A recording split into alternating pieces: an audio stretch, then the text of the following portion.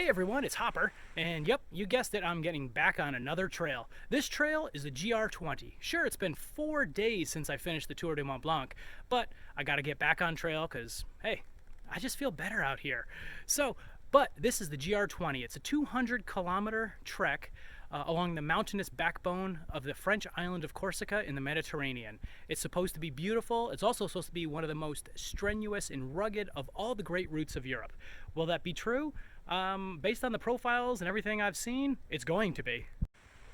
And I definitely have to put a shout out for UNICEF. Remember, I'm hiking this trail to raise funds for UNICEF. UNICEF is a great organization. Internationally, worldwide, these folks help out children. And hey, if we can't look out for the children, who can we look out for? So please, I'm going to put a donation link down below. This is a continuation of the fundraising drive from the Tour de Mont Blanc, and we're trying to raise $500 total. And remember, for every dollar that you donate, I will match it dollar for dollar, up to $500. So what do you say, folks? Click that link down below, and hey, whatever you can help with, I and UNICEF definitely appreciate it. But for now, I gotta hike on. Seeing signs like this are a great sign. So we start here in Calenzana and we end up 200 kilometers later in the south in Conca. So, all right, and yeah, this is actually a national park. All right, hike on. About 1 kilometer in, we've got a water source here. It's a piped spring. It's the last water source for the next about 11 kilometers. They say on this first stage of the trail, you want to start it first thing in the morning because it's blistering hot. If you start it late. But unfortunately with the timing, that's what I'm doing. I started at 1 o'clock this afternoon. But hey, what can you do? I guess I could spend another night in the local city, but yeah, it's only 12 kilometers and I think I have about 1,500 meter gain in altitude. So I'm gonna camel up, fill up, and get on trail. And enjoy the beautiful views of the coast. These are the markings on the trail, red and white. Now, let me tell you, if the entire trail is marked like this, I'll never get lost.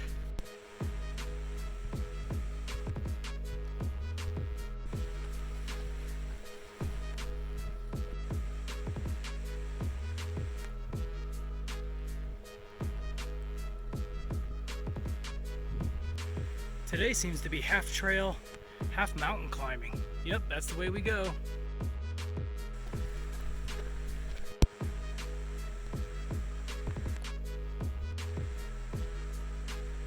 After 12 kilometers or 7.5 miles and 1,500 meters of elevation gain, or roughly 5,000 feet, we've arrived at our refuge, Deortu di Piovu. So I'm gonna set up my tent right around there, and if you look right there, that's actually where the old refuge was, but it kind of burned down. So now it's just a kitchen facility and toilet. The sunset just happened, and this is just a beautiful view. It's hard to beat it. Hey, good morning. Had a great night last night. Slept in my tent. I got rid of the Z-Pack Solplex, and I'm currently using a Light Heart Gear solo awning tent, and lots more room. Love it. Still have my standard Granite Gear Crown 260 backpack. It's got plenty of room and works great. Great morning view. You can see all the other tenters out there, and I didn't wake up until about 7:20 with the sun, and I would think I was still one of the first people awake. But let me just break down the tent and get on trail. Today's supposed to be one of the most strenuous parts of the GR20. It's about a 15-kilometer day that supposedly is going to make yesterday look like a cakewalk. So it'll be interesting. It's a beautiful view down in the valley, but we've got our marker and the trail goes straight up.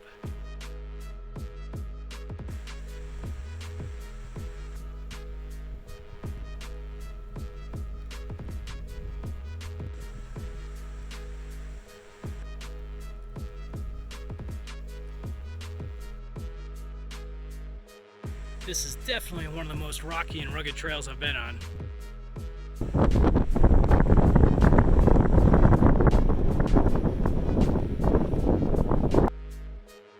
Just past 2 p.m., we've reached the next refuge of Refuge Guruzzo, and this completes stage 2, but it's a little early in the day, and I'm gonna make a break for stage 3 and see if I can get to the next refuge and camp. On the south side of the refuge, we've got a helicopter pad. Apparently this is to get people rescued in the event of an emergency. But these two people look healthy, so they won't need a helicopter. Okay, here we go. This bridge, yeah, definitely sways. Look at the spacing between these things. Okay. I guess that's why there's a sign that says there's a maximum of 2 people on the bridge at a time.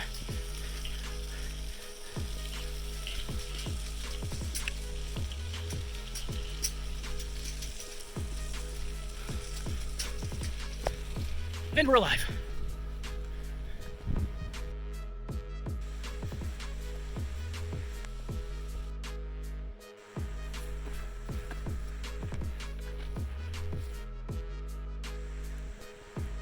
Great view, and I think down there may be the refuge. Okay, in case you were wondering, this isn't hiking. This is like mountaineering bouldering. This stuff is dangerous. You better not have any mobility problems, or you're gonna be in trouble on this route.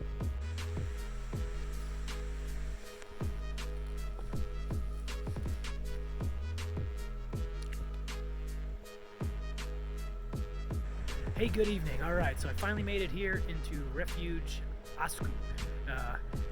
I tell you, that was a lot of uphill and downhill today, a lot of bouldering. I would say it's 90, maybe 95% chance of bouldering today. That was just a lot. 8 hours of it. I don't mind 2 or 3, but 8 hours, that's a bit much. But I got my camp set up here, and next I'm gonna make some dinner. Since we are on an island in the Mediterranean Sea, I'm going with Mediterranean flavored couscous, twisted. If you've seen these, I got them in Walmart. They're actually pretty decent. Hey, good morning. Well, last night was an interesting night. There's not supposed to be any animals, any large animals that you have to worry about with your food. So of course everyone sleeps with their food here. Well, last night some weird creature tried to get into my tent. I don't know if it was like a fox or a cat. Could have just been a cat, but it was definitely interested in my food bag. I had to scare him away by going, yep. He ran away, or she ran away. I don't know, he or she, I don't know, maybe the animal identified as, gender neutral, who knows. But either way, the animal was gone. Never came back. But I am back on trail. Whoa. And, okay, so today is stage 4. Day 3, stage 4. And stage 4 is supposed to be even worse on the downhill than stage 3 was yesterday. In fact, it's notorious for it. It's called knee-busting downhill. Got about 1,000 meters on the downhill today. It's about 3,300 feet. So, yeah, that'll be fun. I'm not sure how far I'll go, but I will have to go to at least the refuge. And if you've noticed, I've been going to refuges, but I've been staying in my tent. And you may be asking yourself, why? Well, the reason for that is this is a national park, and you're only allowed to sleep in or camp next to the refuges. And then you may ask yourself, well, why don't you stay in the refuge? Well, unfortunately, the refuges around on this entire route, from what I've heard and read from multiple sources, is that they are infested with bed bugs. So because of that, I'm definitely staying in my tent. It's just better. But for now, I got a nice uphill coming up, which is no problem, and then the dreaded downhill.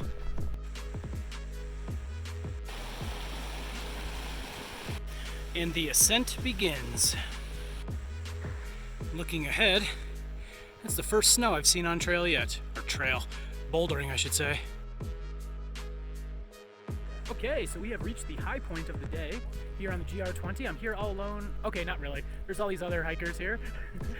Yeah, it's a popular way to go. But what's even more popular is that point in the distance. That's actually the highest point in Corsica.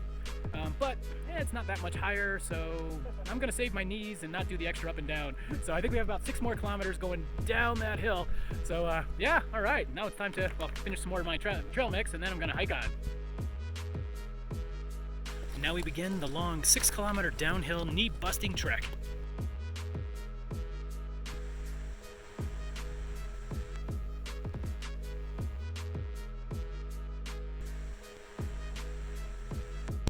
Right up there we've got Refuge Tigjetu, but it's only 3 o'clock, so I'm going to continue on to the next refuge and maybe the one after that. We'll see.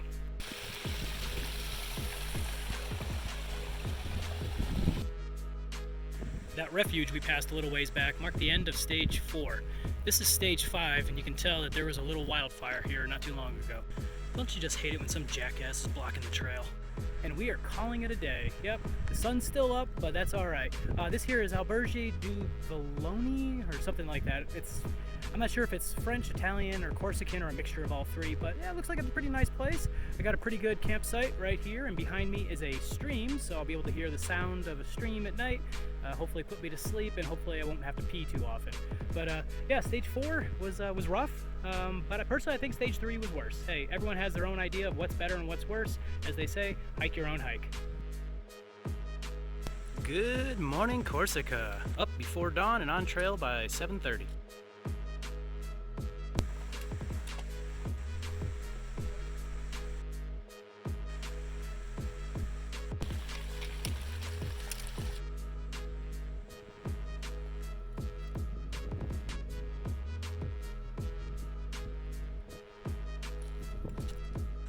Right down there in front of us is the refuge. It's a refuge. It's only 10:30 in the morning, so might buy some food there as well as use their toilets, but just look at this amazing view.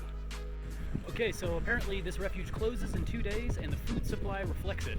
There's some pasta, some tomato sauce, and a couple candy bars, and some pate. It's France, you know, there's pate. But we got water, and that's the important thing.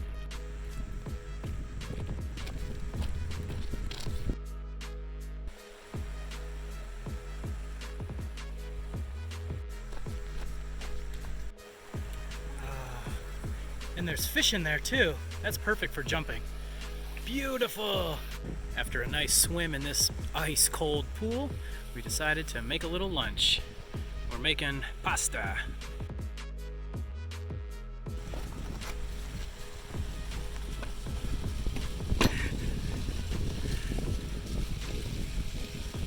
That bridge we just passed takes us on a new course of the GR20. The old course had us going under those rocks right there, but in 2016 there was a rock slide that killed 7 trekkers. So they rerouted it, and that's the course we're taking now. It's supposed to be more beautiful now though. Down below is an old refuge that's no longer in operation.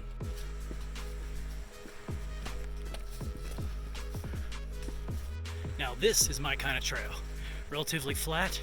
The leaves are already starting to change as the Corsican autumn starts to set in. Okay, so the place we wanted to go to, you can see right behind me there's a Resupply, but the place we wanted to go to was closed, so hey, it's a little restaurant here. This is the Castil de Vergio. It's a little hotel restaurant, but alright, I got some Mars bars and some kind of orange cake. Gotta try it.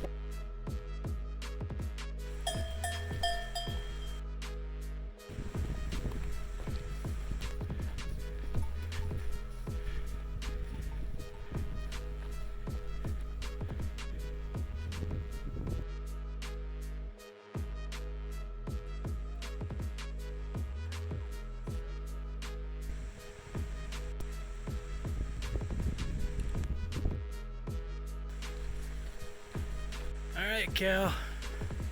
You gotta move, buddy. Gotta move. Gotta move. Of course I flinched. That cow had horns. Deep in the mountains of Corsica, we find Mordor.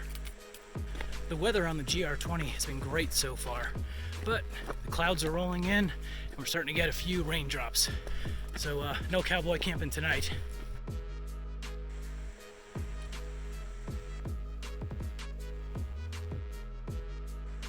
Good evening. Well, it was a great day. Yeah, it was just, the trail was great. Really no complaints until the rain started coming in. We didn't actually make the refuge, so we're bivouacking tonight, especially with that storm. Now the storm started coming in and then it stopped, but yeah, there's no way we're gonna make that refuge. So we're bivouacking, and of course, always leave no trace. Hey, good morning. Well, I slept well last night. Well, not really. It was actually cold. There's actually ice on my tent this morning. But it wasn't too bad. But I think I'm going to fill up here from this little shrine with a little bit of holy water, and maybe that'll power me through the day.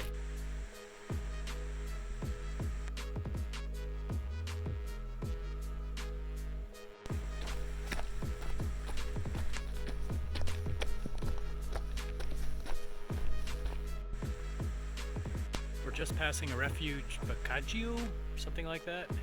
But while they have food there, I don't know if you can see it in the photo, but there's another refuge about 2 kilometers away, so we'll see what kind of food supplies they've got there. Okay, so we finally made it here to Manganu Refuge. It is the middle of the day. Well, I guess it's before noon. We're trying out our tents. They still have food, and if you look closely at their food stock, a lot of stuff is blacked out because it's the end of the season. It's the 2nd of October, and I think they close tomorrow. So there's not much left.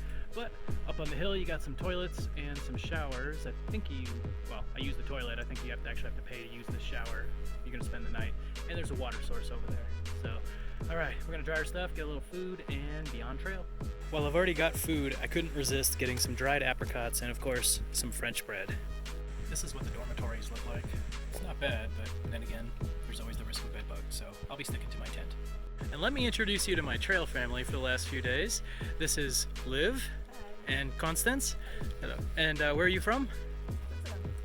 Geneva, Switzerland, yeah. We were actually on the same train from Ajaccio to Calvi, but they decided to stop for lunch, and I went straight to the trailhead. So we met actually the second morning and kind of saw each other on and off, and we have similar hiking speed and style, so we've been kind of hiking together.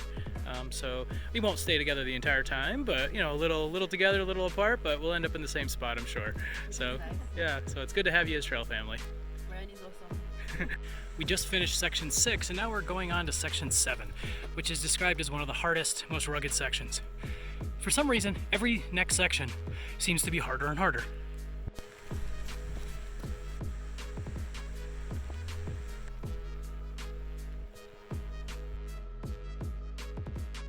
The trail markings seem to take us directly into this bow. I don't see any obvious trails, so something tells me we're gonna have some serious uphill and bouldering.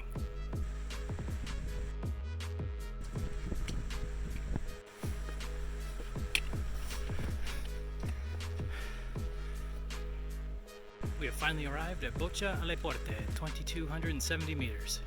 Amazing view. Ah, love it. But I did just hear some thunder, so I'm getting off this high point quickly. Now I just heard thunder for the second time.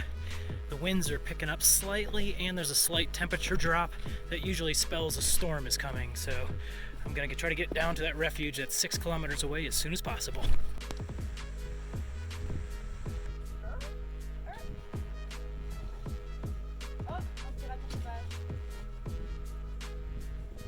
It looks like poop. That's a black mountain slug. There are some seriously steep downhills. They even put some chains on there to assist if needed, but I prefer to use my rock climbing skills.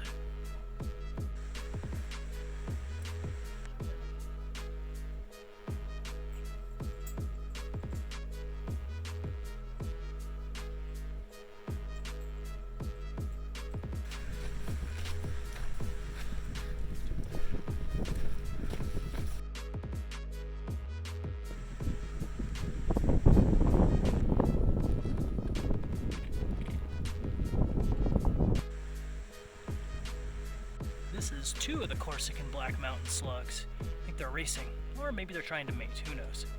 Whatever they're doing it slowly.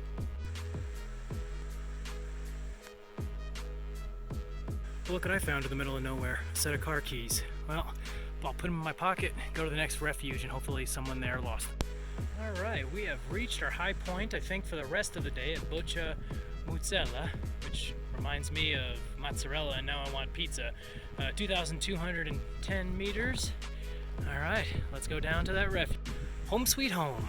Right down there in the valley is the refuge Pietra Piana. Whew. Alright, can't wait to get down there and get some food. Here we've got one of the famous Corsican falcons soaring above the valley. Beautiful. Alright, and we have arrived.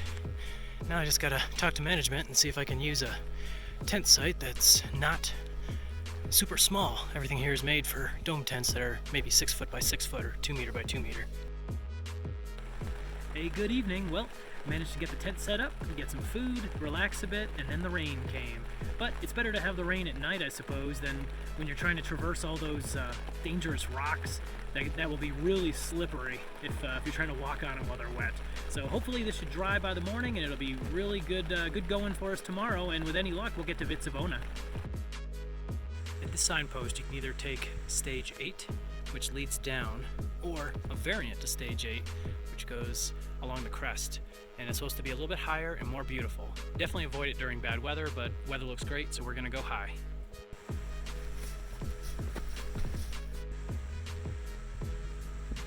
This definitely follows the ridgeline. What a great way to get amazing views.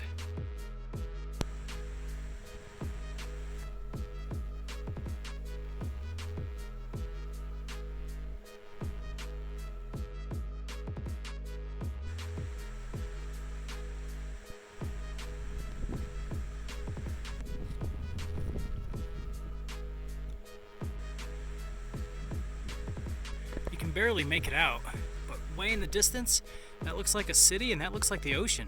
That may be Conca or Porto Vecchio. Not sure, but we're getting closer. We've now reached Refuge Leonda, and great place to sleep. I mean, just look at this, how beautiful it is. But this marks the end of stage 8 and the beginning of stage 9. So, gotta go uphill a little bit, get back on the main route, and hopefully Vizzavona.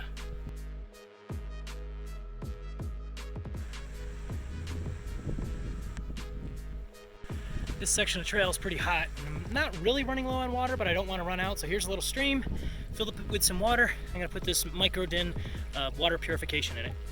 You, ma'am, are the reason why I have to filter my water.